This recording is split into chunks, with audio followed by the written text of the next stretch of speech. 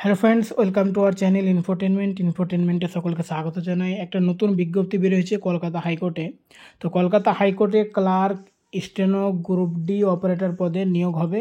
এখানে দেখো, কলকাতা হাইকোর্টের city civil court, Kolkata commercial court, stenographer, lower division assistant, data entry operator, group D, summon bailiff পদে 28 জন ছেলে মেয়ে নিচ্ছে। কারা কোন পদের জন্য আবেদনের যোগ্য দেখো, এখানে ইংলিশ স্টেনোগ্রাফার, এটা মাধ্যমিক পাস হতে হবে, ইংরেজি টাইপিং জানতে হবে 30টি থেকে 80টি, ঠিক আছে।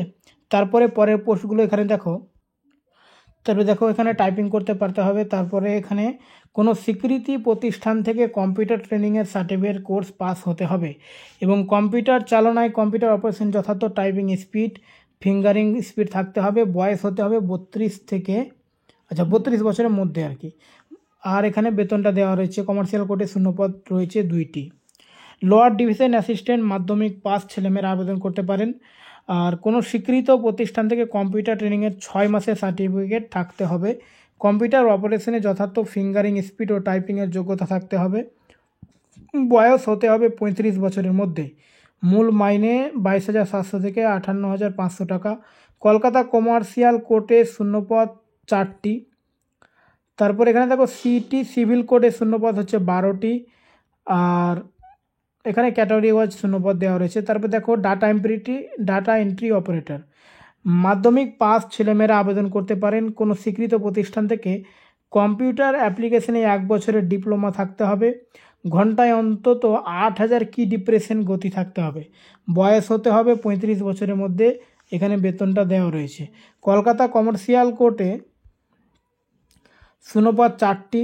আর দেখো, এখানে গ্রুপ ডিটা দেখো, কোনো স্বীকৃত প্রতিষ্ঠান থেকে ক্লাস 8 পাস ছেলেরা আবেদন করতে পারেন। বাংলা ভাষায় লিখতে ও পড়তে জানা দরকার। বয়স হতে হবে 40 বছরের মধ্যে। মূল মাইনে 17,000 থেকে 43,600 টাকা। কলকাতা কমার্শিয়াল কোর্টে শূন্যপদ 4টি। সুমন বৈলিফ কোনো স্বীকৃত প্রতিষ্ঠান থেকে ক্লাস 8 পাস ছেলেরা আবেদন করতে পারবেন। বাংলা ভাষায় লিখতে ও পড়তে জানা দরকার। মূল মাইনে হচ্ছে 21,000 থেকে 54,000। সিটি সিভিল কোর্টে শূন্যপদ হচ্ছে 2টি। উপরে সব পদের বেলায় তফসিলিরা 5 বছর, ওবিসিরা 3 বছর আর প্রতিবন্ধীরা 5 বছর বয়সে ছাড় পাবেন। প্রার্থী বাছাই হবে লিখিত পরীক্ষার মাধ্যমে। ইংলিশ স্টেনোগ্রাফার পদের বেলায় 3টি পেপারে পরীক্ষা হবে। প্রথম পেপারে জেনারেল ইংলিশ বিষয়ে 100 নম্বরের 1.5 ঘন্টা পরীক্ষা। দ্বিতীয় পেপারে ডিকটেশন ও ট্রান্সক্রিপশন টেস্ট হবে, তারপরে সময় থাকবে 45 মিনিট। আর তৃতীয় পেপারে 100 নম্বরের কম্পিউটার টাইপিং টেস্ট, সময় 10 মিনিট। সবশেষে 10 নম্বরের পার্সোনালিটি টেস্ট ও 20 নম্বরের কম্পিউটার চালানোর দক্ষতা থাকতে হবে। লোয়ার ডিভিশন ক্লার্কের পদের বেলায় 2টি পার্ট থাকবে। প্রথম পার্ট 100 নম্বরের 100টি পোর্শন হবে। কী কী বিষয়ে পোর্শন হবে সেটা হবে ইংলিশ, বাংলা, জেনারেল নলেজ আর অ্যারিথমেটিক। সময় থাকবে 1.5 ঘন্টা। দ্বিতীয় পার্টে থাকবে ইংরেজি ও বাংলা বিষয়ে ডেসক্রিপটিভ টাইপের প্রশ্ন। প্রতিটি পার্টে থাকবে 50 নম্বরের, ঠিক আছে। সময় থাকবে, এটার সময় 1.5 ঘন্টা। এরপর 30 নম্বরের পার্সোনালিটি টেস্ট ও কম্পিউটারের টেস্ট হবে। Process server, peon, night guard পদে বেলায় 100 নম্বরে 100টি পোর্শন হবে।